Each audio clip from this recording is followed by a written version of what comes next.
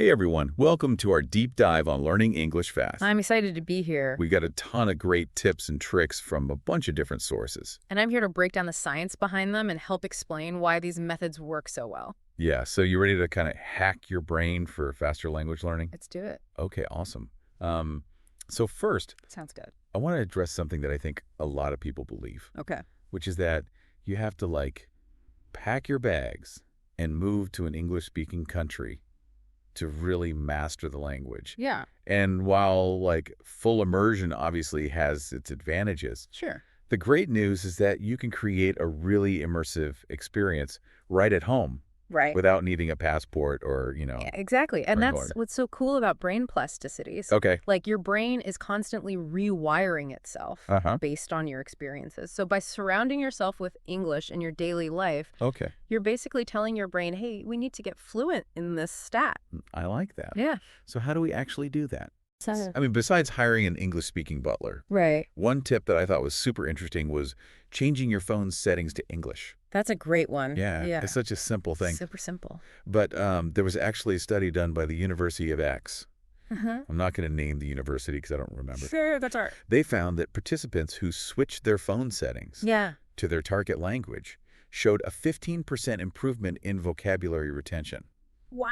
which is huge. That's amazing. Yeah, it's like passive learning on autopilot. Right, and it's tapping into this principle of implicit learning. Okay. You know, your brain is actually absorbing the language even when you're not, sitting down and studying. Yeah, It's like osmosis for the mind. I'm totally changing my phone settings after this. Me too.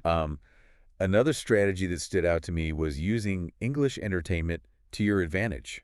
Oh, So things like, TV shows, movies, even YouTube videos. love it. But we're not just talking about mindless entertainment here. No, not at all. Right. It's about active listening. Okay. So you can start with subtitles in your native language if you need to, Uh-huh. but challenge yourself to gradually switch to English subtitles. Okay. And then eventually you can even try watching without any subtitles at all. Wow. Yeah, and your brain will be surprised at how quickly it starts picking up on patterns and nuances in the language. That's amazing.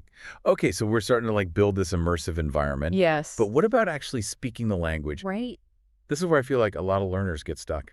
Absolutely. And it often boils down to fear. Okay, The fear of making mistakes, the Yeah. fear of sounding foolish. for sure. But here's the thing, making mistakes is actually essential for fluency. Really? Yeah, So messing up is a good thing. it is. That- Think about it this way. Every time you stumble, Yeah. your brain receives valuable feedback. Okay. It's like a sculptor chiseling away at a block of marble. Okay. With each error, you're refining your skills and shaping your fluency. I love that analogy. Okay. Okay, but how do we get over that initial fear of speaking? Yeah. I mean, I get nervous sometimes just ordering a pizza in English. Right. You know? Well, one really powerful technique is finding a language partner. Okay. Someone you can chat with regularly, even if it's just for 15 minutes a week. Okay. It could be a native speaker Yeah. or even another learner at a similar level as you. Uh-huh. And there are tons of apps out there like Tandem or HelloTalk. Oh, yeah, I've heard of those. Yeah, they can connect you with people worldwide. So it's like having a built-in accountability buddy. Exactly. Yeah, that's great. Yeah. And what about for those times when you don't have a language partner available? Yeah. Any tips for solo practice? One source highlighted what they called the 5-minute daily challenge, Okay. which is the idea that you commit to speaking English aloud for Mhm. just 5 minutes every day, no matter what. Okay. It could be describing your surroundings. Mhm. Yeah. Talking to your pet. Duh. Even just narrating what you're doing as you make breakfast. I like that. The key is consistency, not perfection. 5 minutes a day, I can definitely commit to that. Totally. Okay, so we've covered immersion and speaking. Yes. What else can we do to really supercharge our English learning? This is where things get really interesting. We're going to dive into the concept of learning in chunks. Learning in chunks. Tell me more. So think about it. Native speakers don't think about individual words when they speak.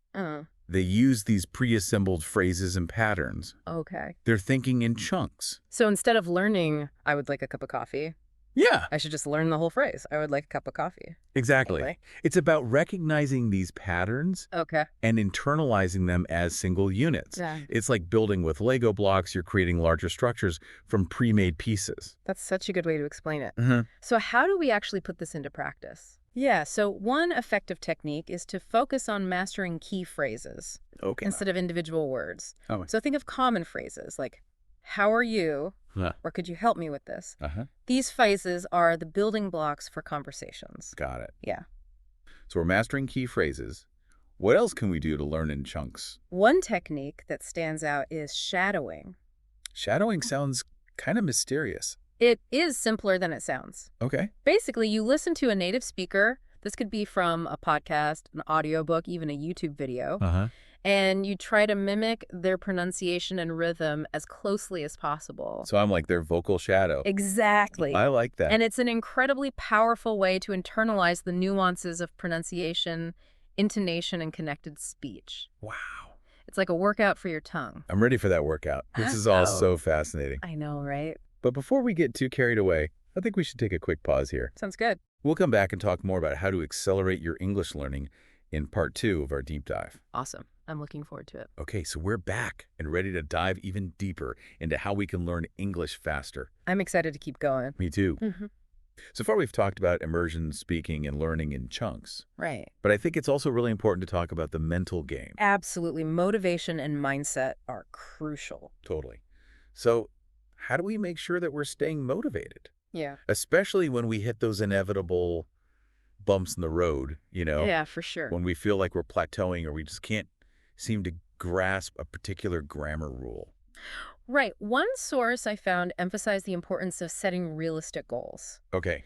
It's easy to feel overwhelmed when you're looking at this huge mountain called fluency. Yeah, I can definitely relate to that. But if you break it down into smaller, more manageable milestones, Okay. it becomes much less daunting. So instead of saying, like, I want to be fluent in 6 months, Yeah. I might set a goal like, I want to be able to confidently order a coffee and a pastry at my favorite cafe by the end of next month. Exactly. And each time you achieve one of those mini goals, Yeah. it's like a little victory that reinforces your belief in yourself. Okay. And it fuels your motivation to keep going. It's like those role-playing games where you level up Yeah. every time you complete a quest. Exactly. You can see your progress. And it makes you want to keep playing. Right. And just like in those games, there will be times when you face challenges. For sure. You might feel stuck or frustrated. Uh-huh. But the key is to reframe those challenges as opportunities for growth. Okay. So they're not setbacks. No. They're stepping stones. Exactly. I like that. So how do we cultivate that kind of resilient mindset, that ability to bounce back from those language learning hurdles? One source highlighted the power of community. Okay.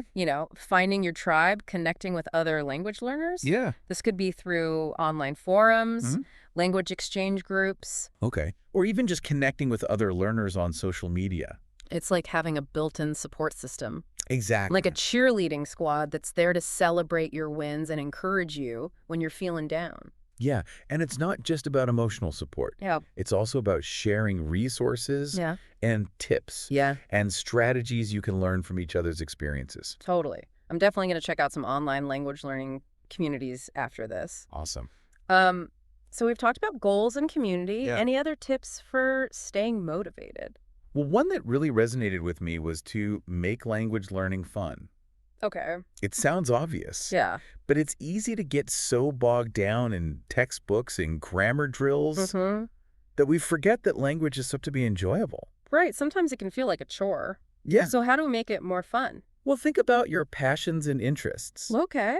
Do you love music? Yeah. You could try listening to English songs Uh-huh. and deciphering the lyrics. Okay. Are you a movie buff? Sometimes. You could watch your favorite films in English, Uh-huh. maybe with subtitles at first. Okay. Do you enjoy cooking? Yeah. You could find some English language recipes I like that. and try them out. Yeah. The possibilities are really endless. It's about finding creative ways to, like, weave English into your life. Right. Making it an organic part of your day Exactly. rather than this separate thing that you have to do. Exactly. I love that. Yeah. And I think it's also really important to celebrate our progress, Yes, absolutely. no matter how small it might seem. We often get so caught up in what we haven't achieved yet Yeah. that we forget to acknowledge how far we've come. Totally. I'm definitely guilty of that. But pausing to acknowledge your accomplishments, those little victories can do wonders for your motivation. So how do we actually incorporate celebration into our language learning? It doesn't have to be anything elaborate. Okay. It could be as simple as treating yourself to your favorite snack after a productive study session, or sharing your progress with a friend or family member, or even just taking a few moments to reflect on how much you've learned. I like that.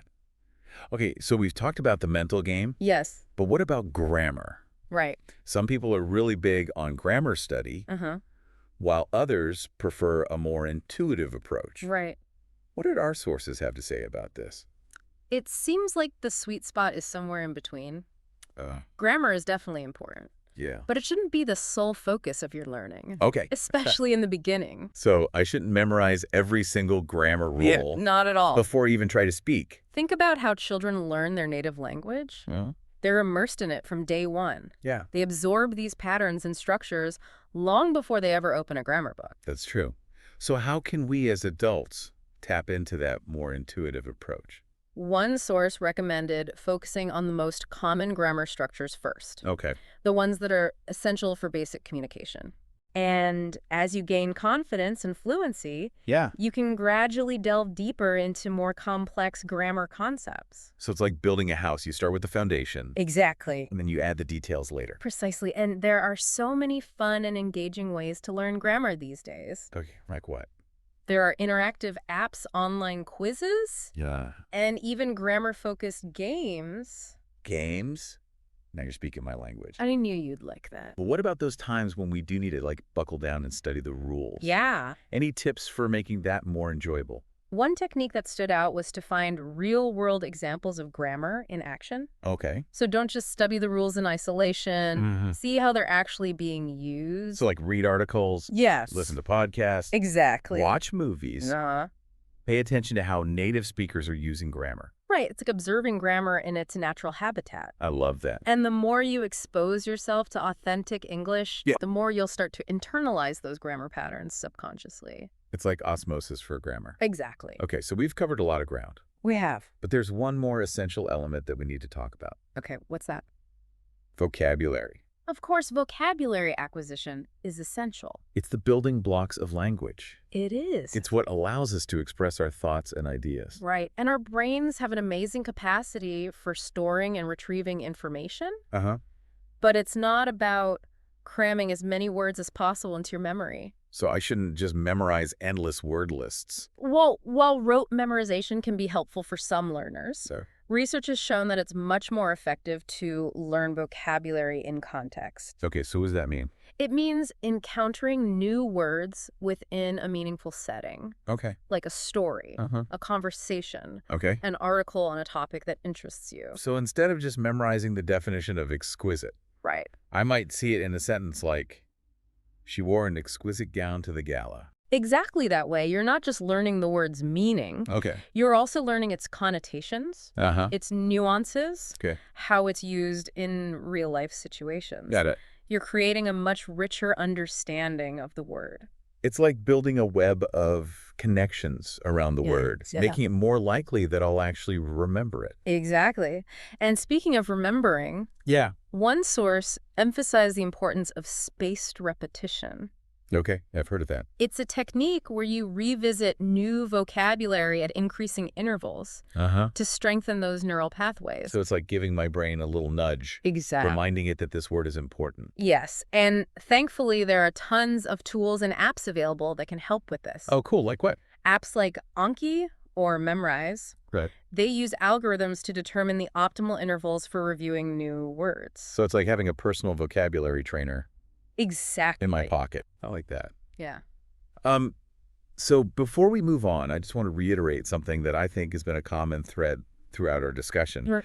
All these different aspects of language learning, motivation, grammar, vocabulary acquisition, they're all interconnected. They are.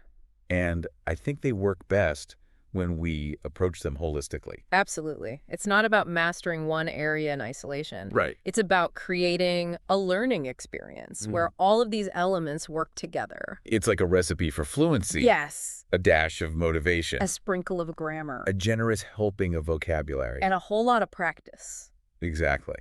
You know, as we've been talking about all these different techniques, I've been thinking about mistakes. Okay. And how important they are. Interesting, because I usually think of mistakes as like setbacks. Yeah. You know, those moments where you just want to disappear. Right. Like when you mess up a pronunciation or use the wrong grammar. I totally get it. It's a natural reaction. But what if we tried to see mistakes as opportunities to learn? One source I read even called them the stepping stones to fluency. Stepping stones. I like that. Yeah. So how do we actually embrace those moments? Yeah. When we feel like we've messed up. Well, every time you make a mistake, it's like your brain is highlighting something you need to work on. It's like a big flashing sign saying, hey, pay attention to this. I see. Let's figure this out together. So instead of getting discouraged, I should try to analyze the mistake. Exactly. And figure out why it happened. Right. And use that to get better. Okay. That makes sense. And, you know, it's also helpful to remember that even native speakers make mistakes. Oh, absolutely. Language is always changing. It is. It's a living thing. So there's always something new to learn. Exactly. Even for people who've been speaking English their whole lives. That's good to know. I feel less alone in my language learning journey. You're definitely not alone. Okay, so speaking of journeys, Yeah. let's talk about speaking in front of others. Okay. I know that can be really scary for a lot of language learners. It definitely can be. Whether it's giving a presentation at work, or even just ordering food at a restaurant. It's understandable to feel nervous. Totally. So what can we do about it? Well, one source talked about the importance of our mindset. Okay. Instead of focusing on what could go wrong, try to focus on the positive. So instead of thinking, what if I mess up and everyone laughs at me? Right. I could think, this is a chance to practice and connect with new people. Exactly. And honestly, most people are pretty understanding. Yeah, I guess that's true. They're not going to judge you for making a few mistakes. They're probably just impressed that I'm trying. Exactly. Okay, so mindset is important. What else? It can also be helpful to start small. Okay. You don't have to jump into giving a big presentation right away. Right. Start with situations where you feel more comfortable. So maybe practicing with a friend or a classmate. Yeah, or even recording yourself speaking. Okay. And then listening back to see how you did. I like that. Okay. So start small and gradually work your way up. Wow, this has been such a helpful deep dive. I'm glad you think so. I feel like I have so many new tools and strategies to try. That's great to hear. Any final thoughts for our listeners? Well, one source talked about how language learning can be transformative. Yeah. It's not just about learning a new skill. Yeah. It's about expanding your world, Uh-huh. connecting with new cultures, Yeah. and opening up new possibilities. It's like a key that unlocks a whole new universe. I love that analogy. So to all of our listeners out there who are learning English, keep going. You got this. Embrace the challenges, celebrate the victories, Yeah. and never give up on your dreams. The world is waiting for you. That's a great note to end on. Thanks so much for joining me on this deep dive. It was my pleasure.